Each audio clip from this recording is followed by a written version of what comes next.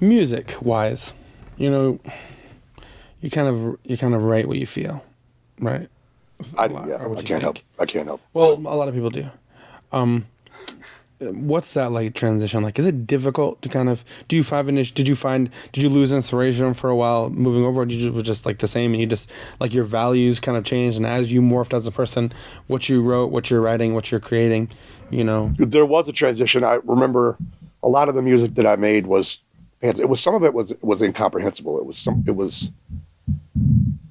There were patterns, but the patterns weren't always repeating patterns. So I guess to say that there was a certain amount of cloudy. I remember I moved, right, and I was trying to work in construction. I'd never worked construction in my life. And I'm like trying to, learn how to frame or just help somebody else that knows how to frame. And I'm standing there like, right, and so, like someone comes up to me, it's like, why do you always stand there with your mouth open like that, right? And so the music that I did, in a sense, it was like a gape. It was just a mouth, like, what is this? And some of it was, I at least think, was decent. But there was a transition that went from this psychedelic kind of, really lo-fi, really bad quality stuff to started getting a little heavier and a little bit more organized. But it took a while. And it is when you realize that you don't want to become a negative influence on other people, it takes a minute to really get the writing to where you're not, putting coded messages about certain behaviors. Right. Tell us more about that, because there's a huge debate among musicians and in the music industry about the messages in music.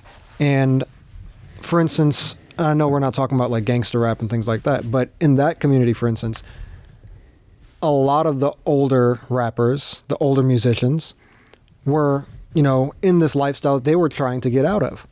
And they were talking about their experiences in this lifestyle and, the way they lived on the streets, and all in an effort to get out and, move to be able to get out of the hood or get out of all these things and move to different places. Sure, some of them did glorify it.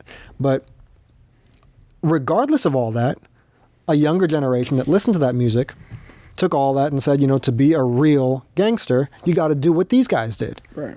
You got to do all this. So whether they intended to glorify it or not, it was glorified in the minds of the younger generation that looked up to them. And then in the younger generation now that looked up to those people. And because we're almost like 3-4 generations in at this point. Right.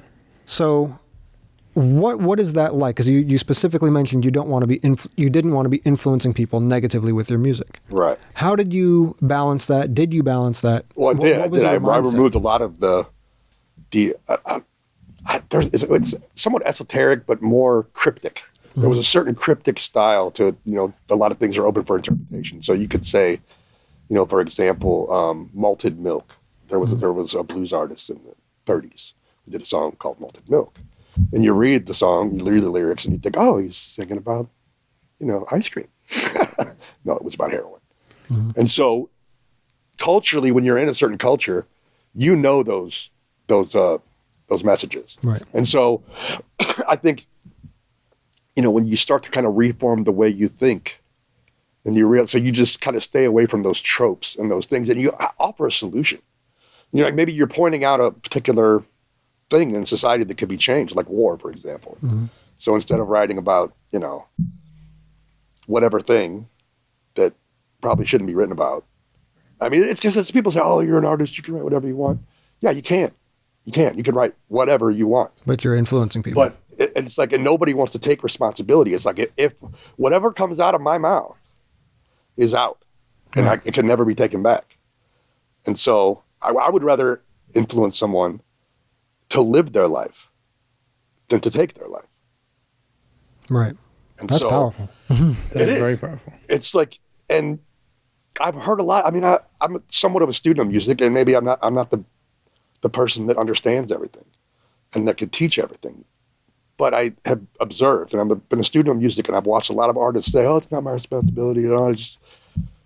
I just didn't want to be that person, because I saw the influences that were set out there for me and the path that it took me on.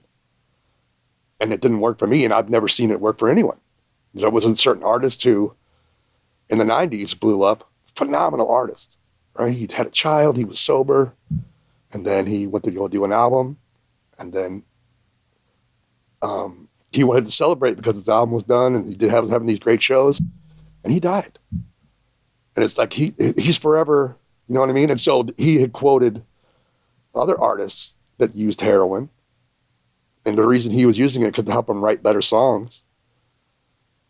And so like these influences, like you just give an interview in a magazine, it's like, oh, you know, the heroin use and all these different things. And so the guy's dead, right? I'm not blaming that artist, but if he would have thought about what he was going to do before he did it, you know, then maybe if we think about the things that come out of our mouths and the messages that we're pushing out, maybe we can influence people in a positive way. Listen, guys, we are doing great things here at the Lamplight Productions. And you can be a part of it for the low price of $0.00. Because all you got to do is subscribe. Ring the bell, ding dong, you can't go wrong. Or don't. It's a free country. Do whatever you want. Though I don't know how you can live with yourself.